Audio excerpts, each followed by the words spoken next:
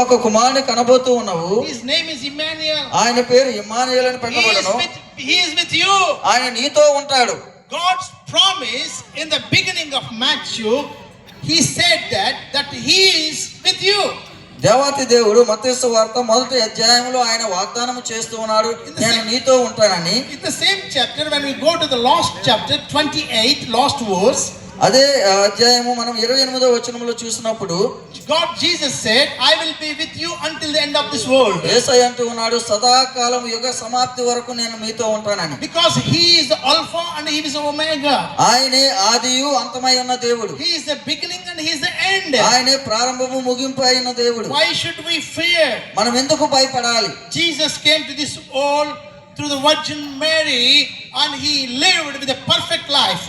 ఆయన సంపూర్ణమైన జీవితము జీవించడానికి కన్య అయిన మరియ గర్భమున ఉద్భవించి ఉన్నాడు. He came to sacrifice for every mankind. ప్రతి మానవాళి కొరకు ఆయన బలియాగముగా సమర్పించుకునే కొరకు ఈ లోకానికి వచ్చి ఉన్నాడు. To change our lives, మన జీవితాలను మార్చడానికి ఆయన వచ్చి ఉన్నాడు. to give the love and joy and peace. ప్రేమ, సమాధానము, సంతోషము అనుగ్రహించడానికి వచ్చి ఉన్నాడు. Dear friends, ప్రియమైన స్నేహితులారా, when Simeon was lonely, Simeon ఒంటరిగా ఉన్నప్పుడు, looking for the comfort, ఆయన ఆదరణ కొరకు ఎదురు చూస్తూ ఉన్నప్పుడు, Jesus gave the comfort and have removed the loneliness. యేసయ్య ఆ యొక్క ఒంటరితనాన్ని తీసివేసి ఆదరణను అనుగ్రహించినట్లుగా చూస్తూ In the ఉన్నాం. same temple there was a lady named Anna. అదే దేవాలయంలో అన్న అనే ప్రవక్తి కూడా ఉన్నది. When we read about Anna, అన్న గురించి మనం చదివినప్పుడు, and she is also waiting for comfort. ఆమె కూడా ఆదరణ కొరకు, రక్షణ కొరకు ఎదురు చూస్తూ She ఉన్నది. is waiting for the redemption, salvation as well. విమోచన, రక్షణ కొరకు ఆమె ఎదురు చూస్తూ ఉన్నట్లుగా మనకు కనబడుచు Her ఉన్నది. husband died after she got married 7 years later. 7 సంవత్సరాలు ఆమె సంసారం చేసిన తర్వాత భర్త మరణించి ఉన్నాడు. Even though her situation was very bad, ఆమె యొక్క పరిస్థితి చాలా విచారకరంగా ఉన్నప్పటికీ she never blamed anybody.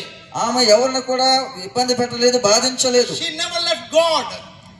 She never left God and said an asteroid and went back. నన్ను దేవుడు విడిచిపెట్టాడని ఎప్పుడూ అనుకోలేదు. And she decided to go on living in the temple of God. ఆమె ఏమి నిర్ణయం తీసుకున్నదంటే ఆమె నుండి నా జీవితము దేవాలయంలో గడపాలనుకున్నది. She was fasting and praying there. ఆమె రేవింబావాళ్ళు కూడా ఉపవాసం ఉండి ప్రార్థన చేస్తూ ఉన్నది. Because she is looking for something. ఎందుకంటే ఆమె ఒక విషయం కొరకు ఎదురు చూస్తూ ఉన్నది. Dear friends, ప్రియమైన స్నేహితులారా, sometimes some situations when it was going in our lives, మన జీవితంలో కొన్ని సమస్యలు, సందర్భాలలో we don't feel discouraged. మనము నిరుత్సాహపడకూడదు. We need to remember we have a Jesus. మనము ఆ సమయంలో మనము యేసయ్య మనతో ఉన్నాడని జ్ఞాపకము చేసుకోవాలి. You know, she decided to live in the temple of God. దేవుని యొక్క సన్నిధానములో, దేవాలయములో గడపాలని తీర్మానం తీసుకున్నది. At the age of 16 years, 16 సంవత్సరాల వయసులో I gave my life to Jesus. నేను యేసయ్యకు నా జీవితాన్ని అంకితం చేసి ఉన్నాను. When I was 4 years of age, నేను 4 సంవత్సరాల వయసులో ఉన్నప్పుడు I went to the orphanage. నేను అనాథ శరణాలయంలోకి వెళ్ళి ఉన్నాను. I brought up from the age of 4 to 16. 4వ సంవత్సరం నుండి 16 సంవత్సరాల వయసు వరకు కూడా నేను అనాథ శరణాలయంలో పెంచబడ్డాను. I felt loneliness. నేను ఒక ఒంటరి జీవితంలో గడిపాను. I have a lot of things in my heart. నా హృదయంలో అనేక విషయాలు ఉన్నవి, which made me sad. నన్ను దుఃఖపరచడానికి అనేక విషయాలు జరిగినవి. I was looking for something which fills my heart joy.